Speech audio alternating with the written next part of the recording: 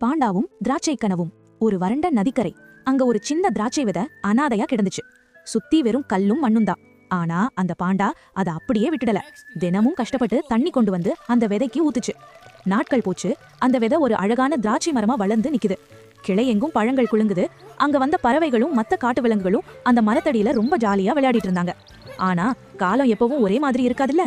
திடீர்னு வந்த கடும் வறட்சியால செழிப்பா இருந்த அந்த மரம் அப்படியே காஞ்சு போயிடுச்சு. விலங்குகள் எல்லாம் கிளம்பி போக நம்ம பாண்டா மட்டும் ரொம்ப சோகமா அங்கேயே உட்கார்ந்துருக்கு. அப்பதான் ஒரு அதிசயம் நடந்தது. காய்ந்த வேர்களுக்கு நடுவுல இருந்து ஒரு புது துளிர் எட்டி பார்த்துச்சு. அதே நேரம் வானத்துல இருந்து கருணை மழை பொழிய ஆரம்பிச்சது. இப்ப பாருங்க, அந்த இடமே ஒரு பெரிய திராட்சை தோட்டமா மாறிடுச்சு. நம்ம மெயின் பாண்டா முன்னாடி நின்னு சந்தோஷப்பட, பின்னாடி குட்டி குட்டி பாண்டாக்கள் எல்லாம் ஜாலியா ஒளிஞ்சு விளையாடுறாங்க. நம்பிக்கை இருந்தா எதுவுமே முடிவல்ல, அது ஒரு ஆரம்பம். இந்த தோட்டத்துல நம்ம பாண்டாவோட சேர்ந்து இன்னும் எத்தனை குட்டி பாண்டாக்கள் ஒளிஞ்சிருக்குன்னு கரெக்டா சொல்லுங்க. கரெக்டா கமெண்ட் பண்ற முதல் ஆளோட பேரை நான் பின் பண்ணி வைப்பேன். சீக்கிரம் கண்டுபிடிங்க.